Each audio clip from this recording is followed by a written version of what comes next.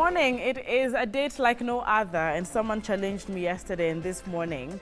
What I would say today that I would, historically remember for the rest of my life is that it's the second month of the year 2022. How many twos are there?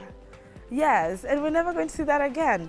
But what are you going to do with this day? How are you going to maximize it so much that as much as it's unique in its, figurative nature, in numerical nature, it would stick in your life as unique as it is? That's the challenge this morning. It's still a very, early hour to figure it out. Are you going to have conversations that are going to change lives? Are you going to touch someone's life? Are you going to create awareness on something that people don't actually create awareness about? What are you doing with this particular day and how it has presented itself so uniquely? And you and I are lucky to be alive to see it. Amazing, is it not? All the families seated back at home, good morning. Good morning to all the ladies who are watching. It's a WCW, and today, the whole big conversation is graced by women, young women, and ladies with a voice. I appreciate you. I do not know why Doreen has just laughed at me. And you all have seen Doreen make a lot of necessary noise on social media. She says she's the undetectable queen living with HIV. Yeah. And pretty as well, confident, and we appreciate you. And there's something about her laughter. Please introduce yourself. No, sianze kelele on that. Mimi siranga kelele. I only make necessary noise. So my name is Doreen Mora Moracha. I am a young woman living with HIV, and also a HIV and gender activist. I basically just talk about matters HIV and matters gender when it comes to gender-based violence, yes. Sexual reproductive health and rights, and all that. I am currently partnering with an organization called Y+ Kenya on a project they have called Deep Dive that aims at giving adolescent girls and young women a voice in matters sexual reproductive health.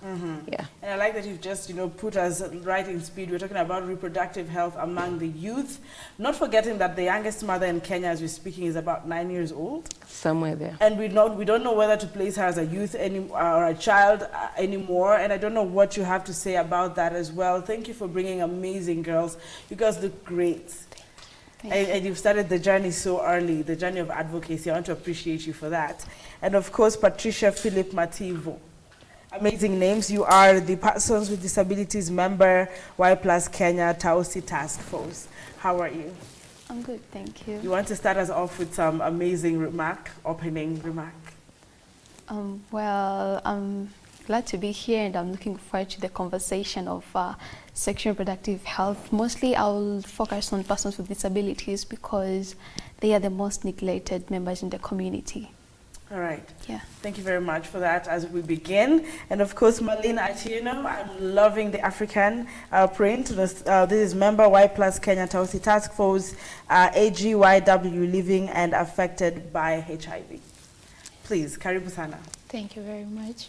I'm Marlene Atieno, as you said, a member of the Tausi Task Force and a Deep Dive project by Y+ Kenya. I'm an advocate, a mentor, peer educator, and we are here to voice out what has not been voiced and to push forward for new changes when it comes to matters on sexual reproductive health, and especially for women. Thank you. You're very strong people, and we appreciate that. Doreen, I want to start from the founding of the Y+. Okay. For something like this to actually come to life, there was a need. Yeah, there was a need. Yes.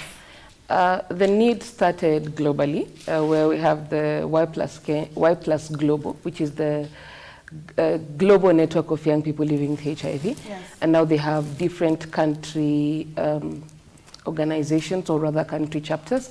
So Y+ Kenya, the Y+ Global has what you call Have Voice Fund. Have Voice Fund is a fund for adolescent girls and young women that implements different projects in the different countries that have the Have Voice Fund going on. So in Kenya, they have the Y+ Kenya, which now courtesy of Her Voice Fund, they created the Tausi Task Force for a project called Deep Dive. Deep Dive is ideally meant to give a voice to adolescent girls and young women. And these are issues to do with reproductive health. These are issues to do with teen pregnancies, menstrual health, HIV, and even the issues of access, because most of the members of the Tausi Task Force represent adolescent girls and young women from informal settlements, because we have seen the numbers when it comes to HIV, when it comes to teen pregnancies, when it comes to period poverty. It all goes back there. Like yesterday I was having a conversation with someone and they raised the issue of, we can give these young girls pads, but are we giving them water? Because if you're giving me a reusable pad, I have to wash it. What am I washing it with? And we know how the informal settlements are set up, and we know how there are issues to deal with access to proper sanitation. So all of those challenges, all of those issues are what the Tausi Task Force members are trying to create an impact in their communities. I think the youngest of the members is 19, if I am not right. Let's hear from them. Yeah, yeah. So let the task force members talk. Now let the task force members speak. Let me begin with you. When you started, as all of you said, the most marginalized group of people who are our brothers and sisters are people with disability, living with disability. And I really want to hear where you're coming from when it comes to this, even in regards to reproductive health matters. Yes. Okay, first, I'm one of the new members in the Web Plus Tausi Task Force. Yes, and I'm glad that they decided to include persons with disabilities as far as I'm their representative. This is because, say, when there's political instabilities, when there are instances like COVID-19, the pandemic, you see, the most affected group are the persons with disabilities, because people feel like they cannot really air the problems. So, we can easily we can just take advantage of them. So these people are prone to just easily getting pregnant, unintended pregnancy. They can easily get affected with HIV, and you see, they will not have easy access to go report this, because first they have low accessibility.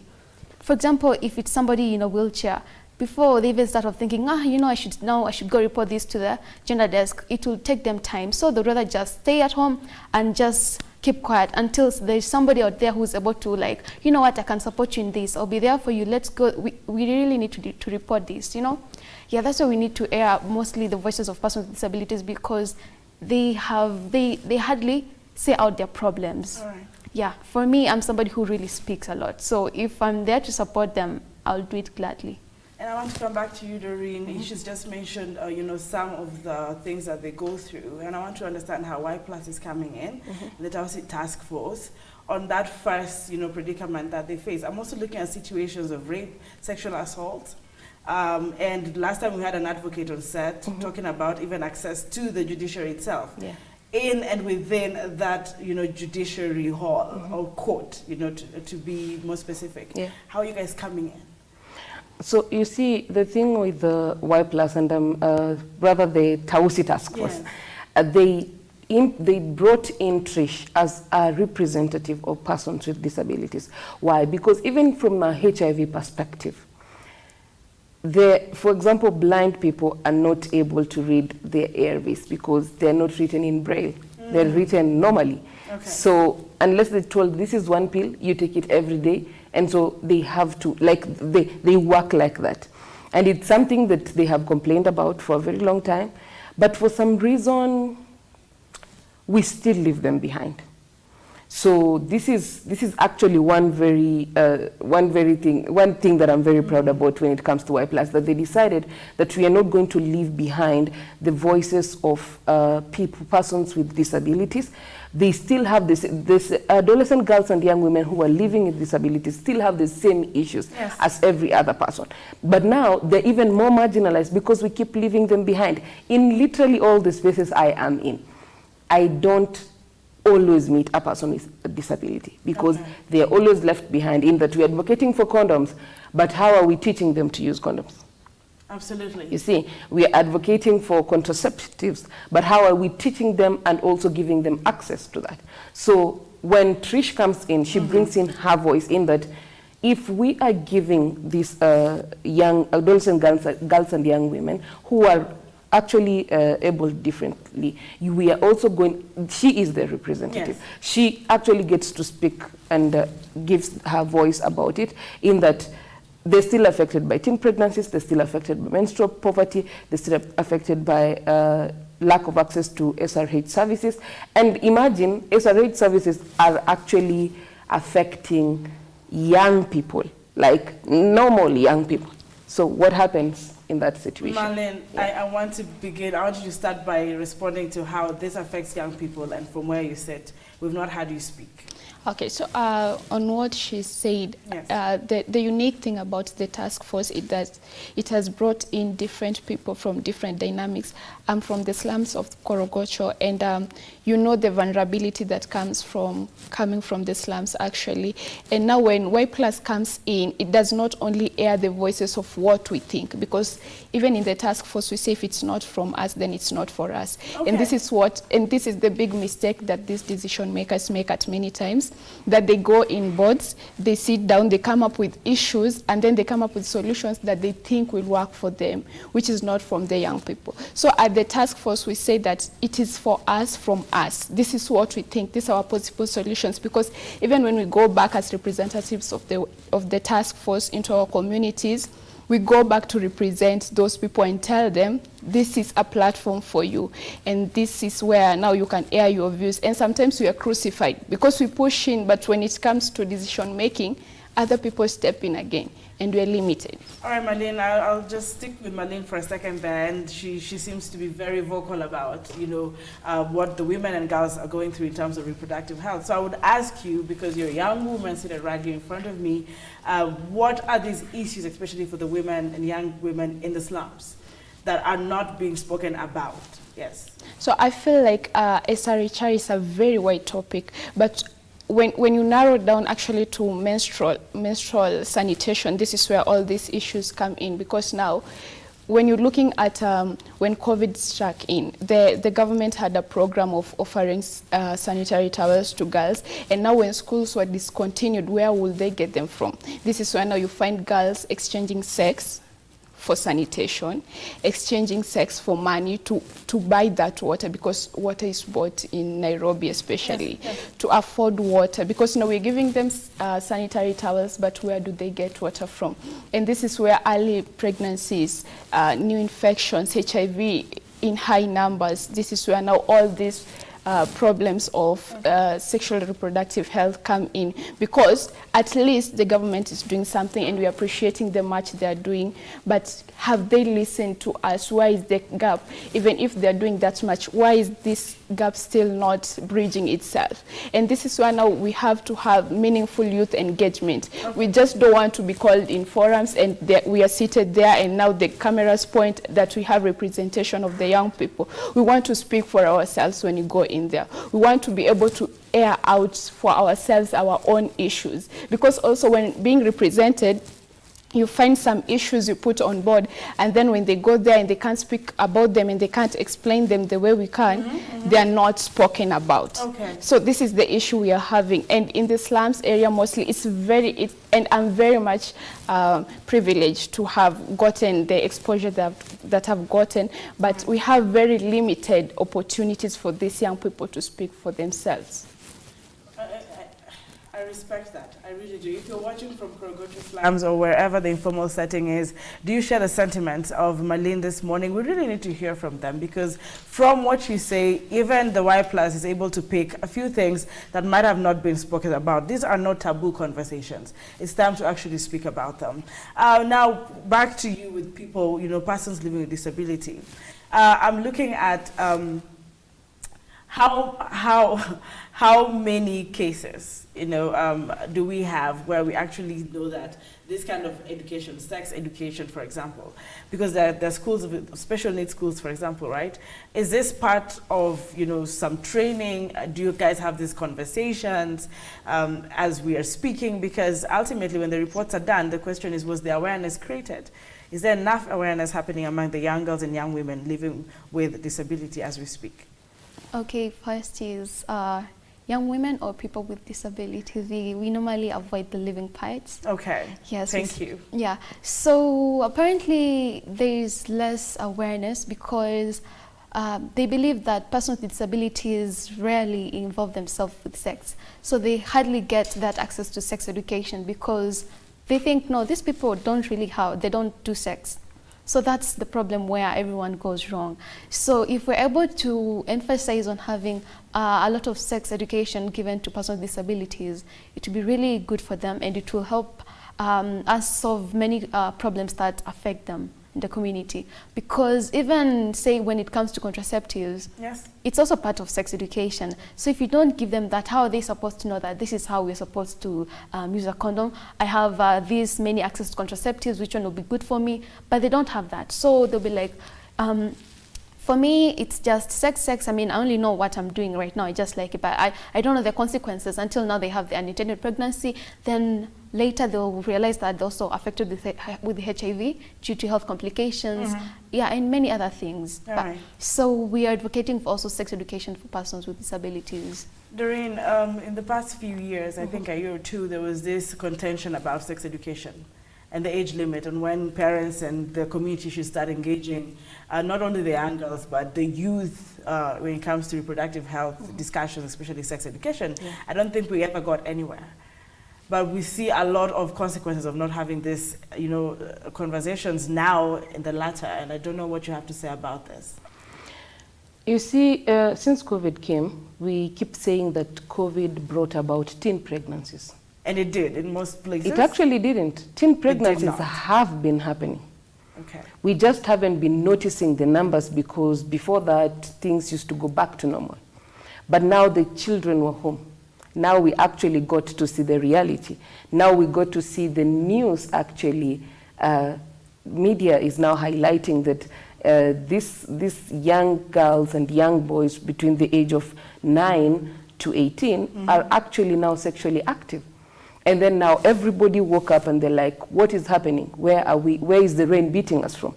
But ideally, the same things have been happening. Okay. We just keep refusing to address them because as a society, we like being like, I don't know whether you've seen that photo of an ostrich that has hidden their head in the sand. Yeah, we like that a lot. We like assuming that these things are not happening. For example, in schools, we have a life skills lesson. Yes. But those lessons are used for everything else apart from life skills. The ladies are nodding, you agree? Yeah, true. Yeah. They're used for everything else except life skills. So a chemistry teacher will be like, this is the time to catch up with these kids on something that I had left like 2 lessons ago. Because nobody actually wants to talk to these kids about age-appropriate comprehensive sex education. Because what you will teach a 9-year-old, you cannot teach a 15-year-old. Absolutely. But the thing is, we keep assuming that somebody needs to do it. So parents leave it to teachers. Teachers want the church to do it. The church is like, according to us, we cannot talk about this. So the children, sadly, we are living in a generation where we have the smartest generation currently, which is very well informed, very well equipped, and they have the information. The problem is they have the wrong information. Okay. There is a case that happened where this girl was 8 months pregnant. She went to the clinic. Everything shows she's pregnant, but she kept insisting she is not pregnant. So even the nurses were confused, like, what is happening? Why is she insisting? Because she was very sure she was not pregnant. So they asked her, because I think she was around 13 or 14 thereabout. So they asked her, why do you think you're not pregnant? Then she said, because when I was having sex with my boyfriend, he said that if we were standing, I could not get pregnant. So I am not pregnant. So the girl was right because that is the information that she got. We're talking of what age again? 13, 14. Allow me to just take this short breather. Okay. I need to understand what ages you are on set. How old are you? I'm a youth. How do you even talk to them? You know? When they cannot say how old they are, and this is just a challenge that I had to pull that on set. Why? You know, I felt like I want to pull that on set because if I randomly wanted to talk to somebody about it, and they wouldn't share their age with me, this is something that Kenyans have also, shared. And you don't want to start a conversation when you do not know at what level I should start a conversation. let's go into, because you're talking about the age and how the ignorance is playing part. I hope you're still comfortable. I'm comfortable. When you did your Q&A, and I was following closely on Instagram about HIV, because you're living with HIV, and you have been able to live with it for so many years. Yeah. You asked, a random question. For those who are living with HIV, do you know who infected you? And it is February. Let's be real about it. We've talked about people are active. They are active as young as 9 years. Yeah. But most of your responses, you say some people would say, I don't know. We're talking about prevention here. You've always been vocal about prevention. Yeah. So when responses like I don't know come up, what is the perspective? What are you picking from the generation we have today? So before I answer that, Yes. let me just say one thing. As a country, we lack political goodwill. Okay. And that is part of the problem we have. Because with no political goodwill, a lot of things, even the policies we have, will not actually get implemented. For example, last year we had the International Conference on AIDS and STIs in Africa. And there was something called the ESA commitments, the East and South African commitments on comprehensive sex education in schools. Kenya did not show up to come and commit. Some of the countries came, like Uganda said they have to consult, the other countries said what they had to say, but Kenya did not even show up. Not one? Not even one person was in that. And a Kenyan was actually a moderator in that session. And we were really disappointed because we were like, I wish they could even have shown up, probably maybe not committed, even if they would just have said, let us consult and then we will come back. It shows that we do not have the goodwill. So when we come to prevention, yes. The same case, there is no goodwill in pushing for HIV prevention methods. We now have newer prevention methods. But young people, I don't know whether it's ignorance or, because I can't say lack of access. It might be a challenge, but the ignorance plays a very huge part. When people say they don't know who infected them, it's ideally because I am in a relationship today. We live in a society where you say in order to move on from one person, you have to get under another person. So I am moving on from person A to person B. With the person A, I did not even know their HIV status. So I also don't know the HIV status of person B, but we keep moving. By the time I am getting tested, I am at person C.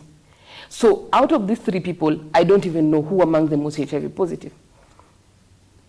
And that is the sad reality that we live in. So when somebody actually says, I don't know who infected me, I actually do understand them because that is how young people are operating. That is the reality. So that is the reality. You speak with so much authority. We want to take a very short break, but we're coming back to find out if young people in their peers, in their groups, in their hangouts, actually discuss reproductive health matters. Because I know you talk about the latest trends, the fashion, the new hairdo, the next level of education, but do we, among ourselves as young people, really talk about preventive measures when it comes to, reproductive health? And we even discuss reproductive health to start with. Talk to me on Facebook. We're live. Look up TV. After this short break, the big conversation becomes even more intense.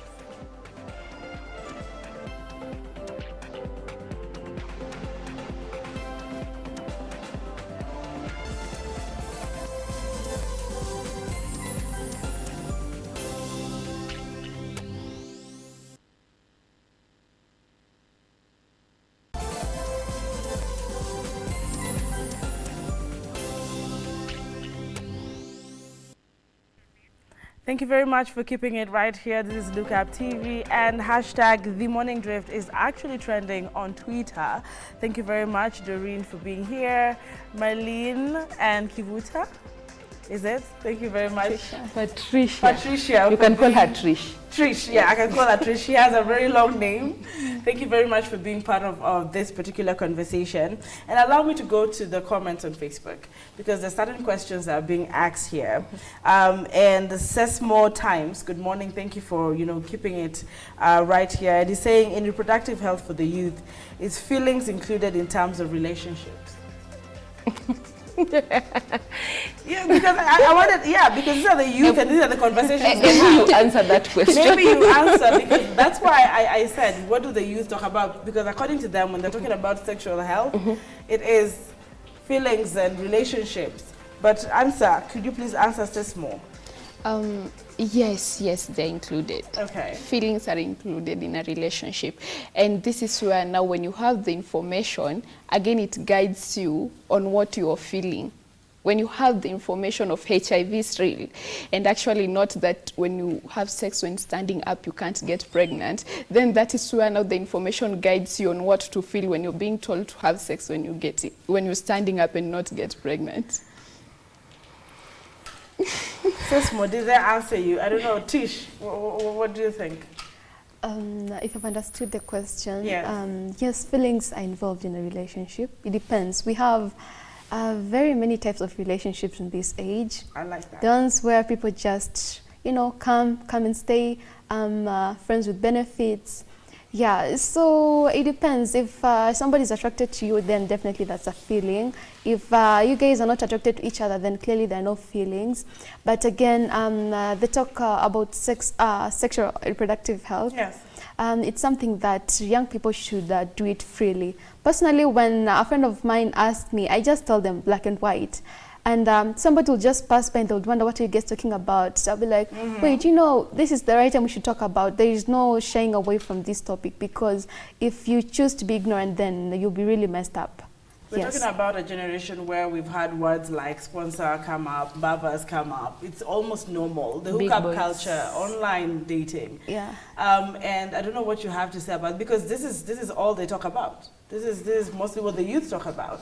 We hardly see conferences where, the youth now call us and say, now we want to talk to the 11 to 15-year-olds about this, because somehow even their religious affiliations or the families they have come from feel this is not something to talk about even on live television. Yeah. Yes. So the thing is, we have actually normalized the hookup culture. It's normal now. Ladies, it's the in thing? Sort of. Okay. Because yesterday I had a conversation with a sex worker, and she was actually saying, ideally everybody is a sex worker. It just depends with the perspective you look at it from. So for us, in our minds, like growing up, we all knew that sex workers were those people we used to see in the streets, and there's a famous street name for that. And then now we have gone into the hookup culture where we ideally have now sponsors, the transactional intergenerational sex. It has come up very openly, but for some reason we still champion for it. Even on social media? Yeah, so we demonize the ones who stand on the street, but these other ones who are on Instagram and they're being flown to Dubai and they're saying manifesting Dubai, and you see them in Dubai, ideally those ones who just say, oh my God, hashtag goals. So that is a goal, but if you're standing on the street, you're not. So ideally, you're still doing the same exact thing. You're still a sex worker. You just are a sex worker from a different perspective, because you are having transactional sex with this older person. They're flying you to Dubai, and you're doing it in exchange for sex. The only disadvantage with that, or rather the only downside to that, is a sex worker on the street is more empowered than this one of manifesting Dubai. Let me tell you why. The one on the street knows how to negotiate for condoms. They know that no matter what amount of money you're putting on the table, their health always comes first. Protection, prevention. And they also, they're empowered, they're informed, they know that they have their own condom, so you're not coming to them with stories. But this other one, you have been flown to Dubai. So what is the practicality that in Dubai you're going to negotiate for safe sex with a person who is older than you, has more money than you, and has more power than you? And you're in a foreign land. And you're in a foreign land. You don't have financial dependence. Exactly. Independence as well. You're not financially independent. So ideally, you're just going to have to do what they have to do. And you won't question this person on their STI status. You won't question them about their HIV status. You won't question them about whether if you become pregnant and it's unplanned. You are not questioning, because the goal was Dubai. You are in Dubai. So you do whatever this person wants. And that is usually the downside to it, because we have normalized hookup culture, but we have not normalized prevention culture. And I want to say, I think there's a lot of downsides to a lot of this. I don't think there's an advantage to it, but the advantage is you are in Dubai. let's continue with the conversation. Those who are in Dubai, and I want to understand consent among the young people. You know, this is in the law. It's constitutional. You have to give consent. You can withdraw consent. But how many youth know about consent? Like she said, you know, foreign land with this kind of person, this power. Let's start with you, Trish. Consent when it comes to persons with disability. Like you said, there's no voice already. So how do you negotiate? How do you protect yourselves? How do you speak up? Well, first, consent is when one agrees to having sex. And having sex should be a fun activity.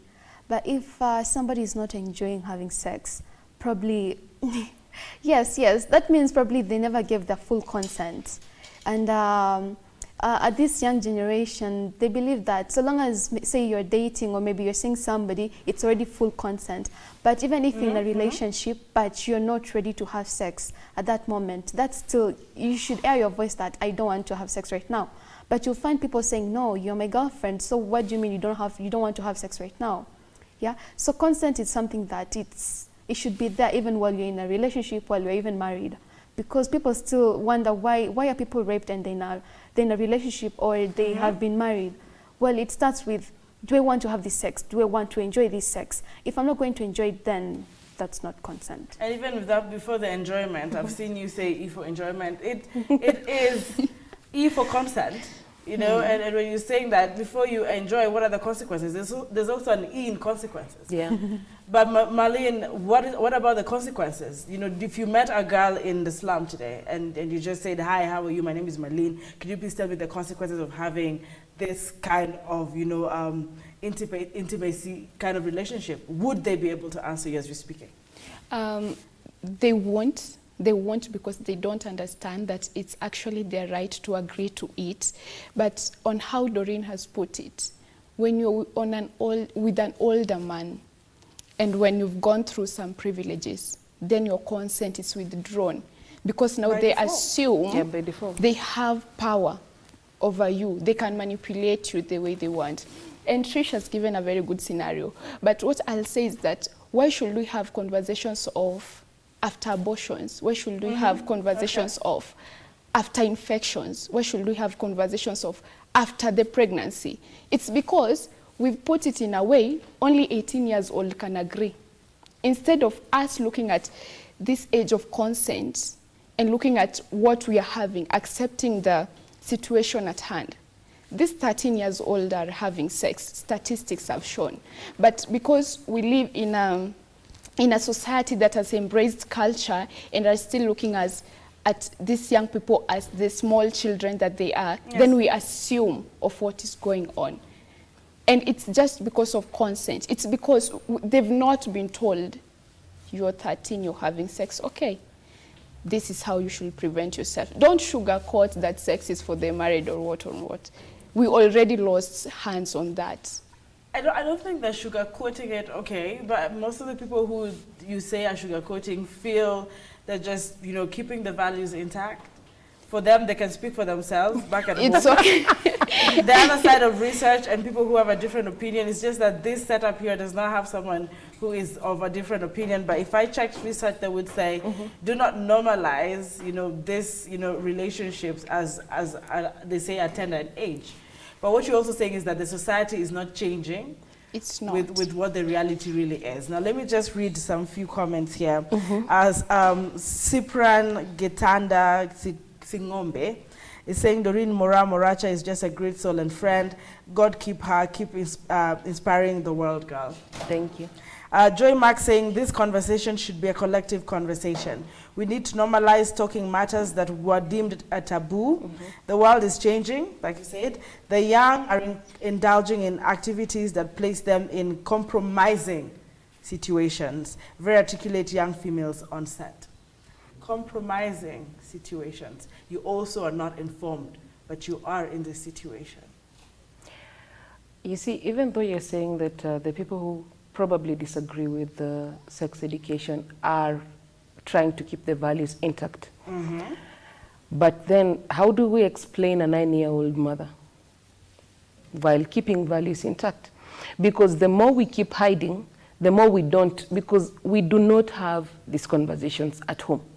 And ideally, this is the responsibility of parents, whether we like it or not. All right. The only sad thing is our parents did not grow up having these discussions. They brought us up without having this discussion. In fact, the only type of sex education we had was wachana na wanaume. Simple. That was supposed to teach you everything, right? But the thing is, it doesn't. It's not a conversation. It's just one sentence that it's supposed to tell you, this is it. While looking at now where we are in 2022, we have teen pregnancies, very many. We have young girls between the age of 14 to 24 amounting to half of the new HIV infections. So what does that tell us when it comes to the issues that we have in society? It means that there is a gap somewhere. The rain is beating us from somewhere, and we need to be very realistic. Okay. We are not telling the young children to go and have sex. We are equipping them with the proper information. We are telling them that nobody is allowed to touch your private parts. Nobody is allowed to do. So that when they go through sexual gender-based violence, they are able to talk to a person who they trust and tell them, this happened to me, where do we go next? We cannot have a policy of telling girls to return back to school after they are given birth. I was actually coming there, yes. But we don't have a policy to prevent them from getting pregnant. Okay. We can't, it does not make sense. There is no place it makes sense. Because why are we ensuring that they are going back to school, but we are not looking at the fact that grown-up women are facing, what is the thing called? The depression that happens after birth. Postpartum depression. Yes. So what is happening to a 13-year-old when they're going back to school and you expect them to be a star student? You see, it doesn't make sense. Teach these children age-appropriate comprehensive sex education in schools should be literally in the syllabus.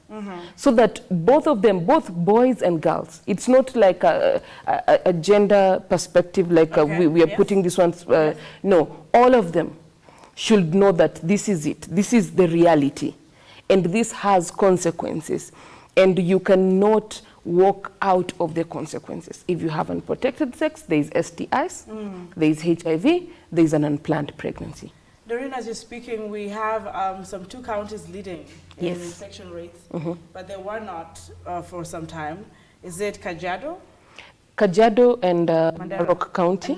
They have actually, they're not leading. The leading ones are still the same old ones. Okay. These ones have just come up, like the infection rate has spiked, considering they never used to be. They used to be like at the very end. But now all of a sudden they're now showing new numbers, more numbers. And the numbers still go back to adolescent girls and young women in those counties. As we are speaking back at home, I don't know what your sentiments are, your perspectives on this conversation. We're talking about the reproductive health among the youth. Do the youth themselves talk about them? Are they comfortable discussing this? Are they accepting? Are they also in denial? How are the religious groups working with this? The government, the legislative arm of government, the executive. We're talking about the enforcers, the police. When you go to that gender desk, when you go to the police to report, you know, you want a P3 form. How are they responding to these young girls? You know, I'm looking at Marlene here, and if someone has, of course, been sexually assaulted, for example, we're talking about the infections spiking up in counties where they were almost not, you know, a big deal, you know, if I would say that. They're spiking up, and I'm looking at, what is the current situation on the ground? If I have to report a sexual assault case or a rape case, you have to go with your family, right? You have to go with your mom or an auntie, or because this is what I hear, this is what we sample in the media, someone to back you up. How do you feel about the system in place when it comes to voicing out? Because you're talking about voicing out and coming out, and women and girls, young girls standing for themselves. Yes. I feel like the problem is not at the desk. It's what happens after reporting. Okay. Because sometimes you go in and you expect to be served in a way that you'll feel fulfilled and you'll feel like this is justice, but the service that you get makes you even demoralized than the situation that you came in with. So I feel like the situation is not reporting, people are reporting. Even if there are those who haven't come out yet or who are still facing it and they're not reporting, they're still there, okay. But people are reporting. But what happens after? It's either the case will be withdrawn, you will lack evidence, it's a whole long process. Then you prefer to just keep quiet. And let it go. And let it go. Yeah, then also most victims, let me say victims for now, they are not aware that if you've gone through gender-based violence, you should hold your evidence within 72 hours. So you meet people once they have been harassed, they go shower like, say, even 3 times. That's losing the evidence. So even by the time you're going to report, you really don't have evidence to back you up apart from just your stories. And you see with the police, they work with evidence. But again, the issue of the gender desk, the police has come up with a new say organization or called Polycare.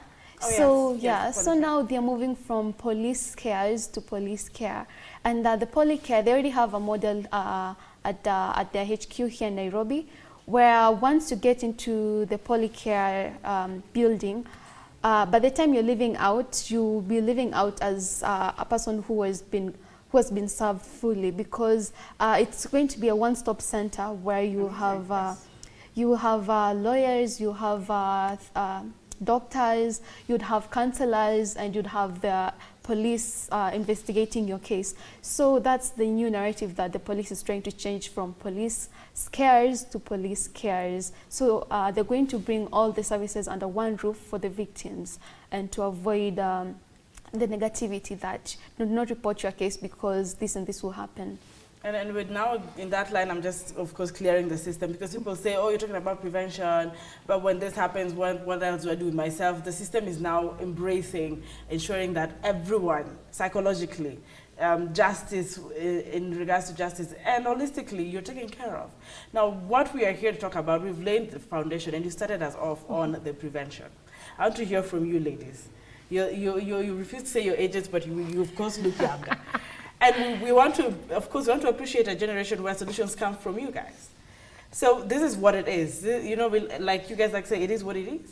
It is what it is. It is what it is. But now, what next? What do you recommend? You know, you're now in the task force. I know you work hand in hand with very many people, but we're on television now, and we want to, you know, have this recorded here as well. What do you suggest needs to be done when it comes to preventions?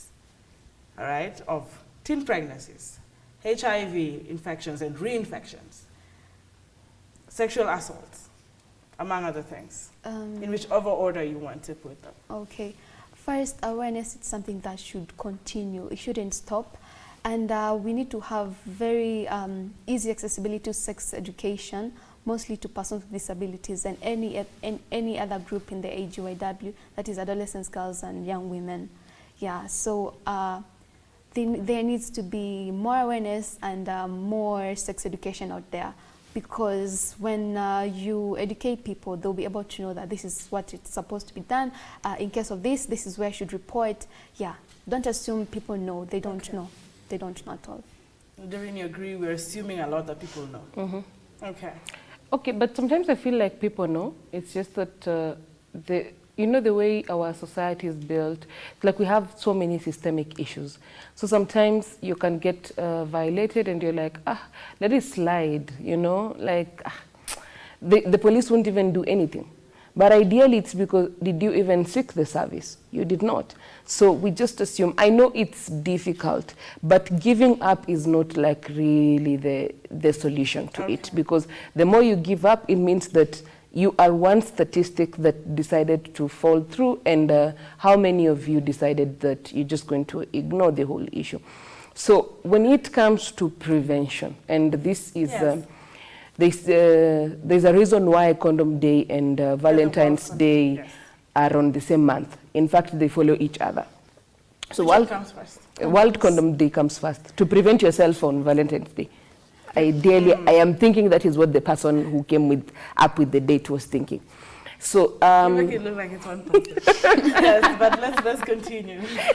Ideally, so World Condom Day is coming up, and it's coming up. It's ideally condoms are meant for prevention. Yes. But maybe we should move away from the prevention message to try and push, because when you look at condom use in our country, it's really low. The uptake of condom is so low.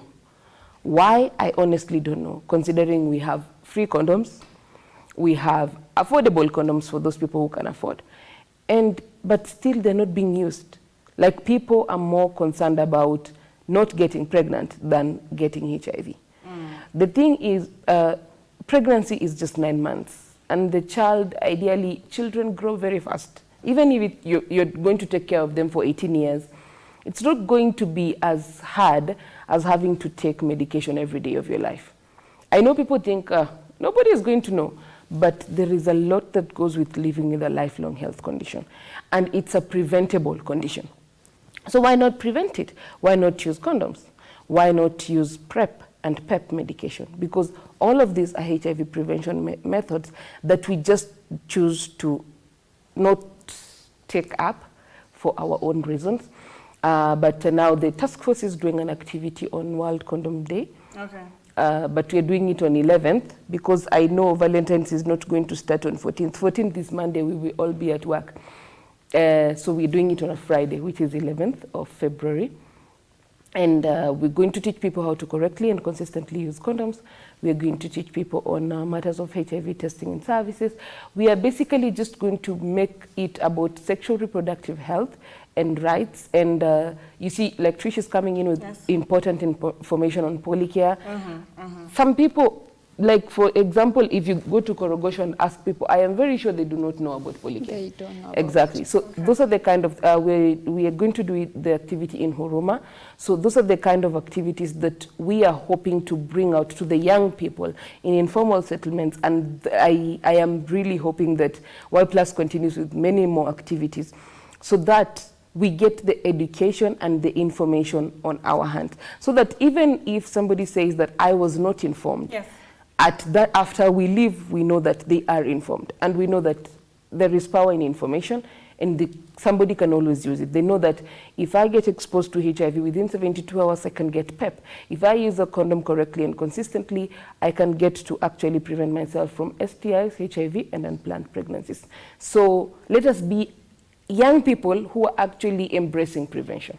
Yes, and one thing I would speak on, I know it's important to use, the condoms and the contraceptives. Another thing that has, has given it a very difficult opposition is the way the clergy or probably the parents are not yet embracing it. So maybe I also want to hear from the young girls on how parents should be approaching this. Because we might not be able to, speak it out the way you would, but I'm sure, like she said, ideally it begins from the parents. How do you feel parents are approaching this idea of prevention? Because I know there's abstinence, which I would advocate for. Any day, Abstinence anytime. is the best. It's the best prevention. But with it's this not working. generation, look at them. They're like, nah, it's not working. So, Marlene, what do you have to say to the parents watching this morning? I would just like to let them know, and they know already, that it's okay that at home kids are as good as they look. They're just those little angels running around. Wow. But when they go outside and interact with other angels like them, then hell breaks loose. Now this is where they get the information. And one thing I appreciate my mom for is that we could have these conversations anytime, all the time. Let them create that space at home, that it's comfortable. My friend told me that if I have sex, I like using that example. If I have sex while standing up, I won't get pregnant. Mom, I heard this from this friend. Let the parents clarify. And also we have programs like Family Matters that are embraced by other organizations that brings families together, the parents and the children, to just teach them on how to create this space. Because sometimes parents think they're friendly enough, but they're lacking the friendly aspect. Interesting. They think that when I call my kid and ask them, do you have a boyfriend? Then I'm bringing a conversation on reproductive health on the table. Yeah, it feels which is so. very wrong. It's not. Which is very wrong. you agree that that is wrong? Yeah, it's very wrong. Okay. It has to start from somewhere. You don't wake up one morning and just bring your daughters to the table and start telling them about condom use and everything. It starts from those tiny things. She didn't wash the plates. How do you talk to them about it? And then now you create that friendly aspect in that you can talk about anything and anything at any time. So I feel like parents should take the obligations as young as the kids, the angels look like, before they go out and get the misinformation that they get, and then they start being practical about it. They need to start early.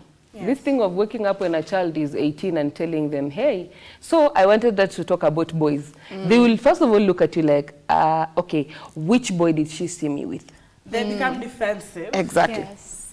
Okay. But if you're able to start talking to them as early as they're young, try to create that space where they'll feel very safe with you, talking to you about anything and everything, to be really nice. But now approaching them from just this angle, like, so by the way, I want us to talk about, do you have a boyfriend? No, you should start like when you're doing dishes, pole too. You just start talking, you know, trying to bring the conversation in a very friendly way. So the child will be like, okay, I see where this is going, so I think I'm comfortable enough, so let's speak now. You know, I think this would be a topic for another day. We're talking about, we're talking about single parents, or we're talking about parents who are hardly there to do CBC, homework. They're out, you know, beating and fighting the economy. Yeah. So I'm looking at when they actually get to wash dishes and begin the conversation. Weekends. Weekends? Yes. They're partying, I'm just saying. But we love you parents watching from back at home. We're hoping this easy conversation, and as open as it is, as #real talk as it is not castigating anyone. No. We're trying to get solutions on how to save our girls. We don't want to see statistics. Like when we talk about accidents, we don't want anyone to be a statistic. Yeah. So even when we talk about young teenage pregnancies, HIV, like you know, you're a strong personality when it comes to that. And you're as well. We celebrate that. But even you who is living with HIV consistently tells people you don't have to catch it. You don't have to be infected. You know, you can prevent it. So ultimately, we're talking about how are the teachers coming in, the government, the ambassadors this morning, Y+, you know, included the task force, Tausi task force, myself, the media. How are we coming in to prevent more than just, you know, presenting the aftermath? And I want us to take the closing remarks as we prepare for a bit of entertainment. Just close this for us in your own words. Can we allow Doreen to close it? Sure. She's the best. She's the best? Yeah. I don't know why they said that, but yes, you're the best.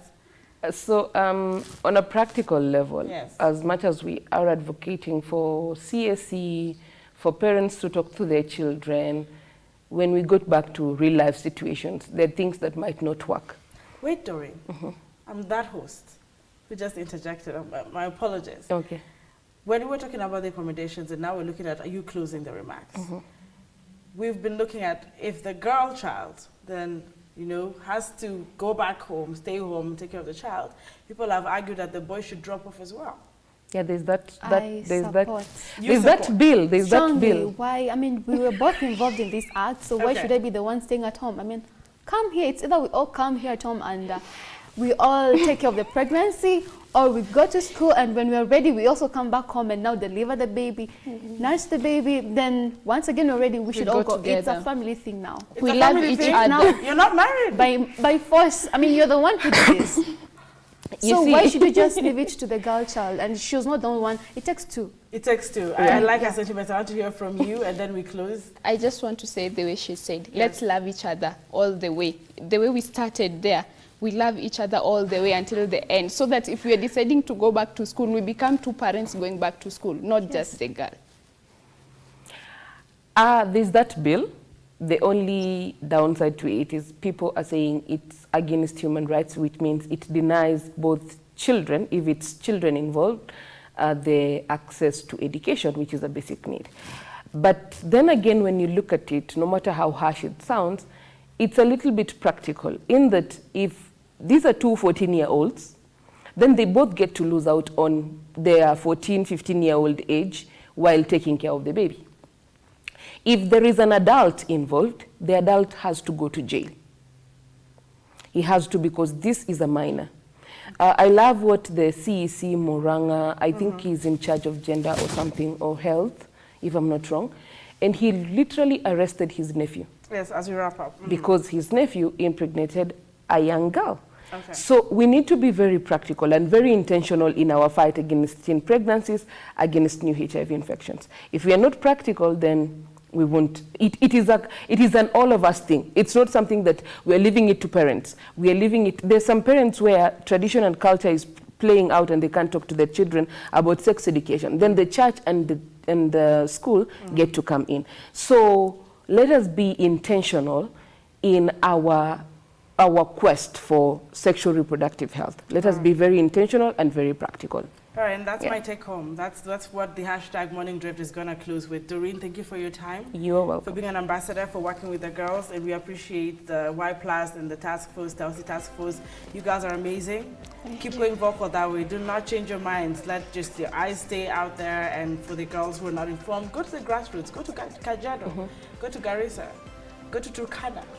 Go to Migori County. I hope Y Plus watapeleke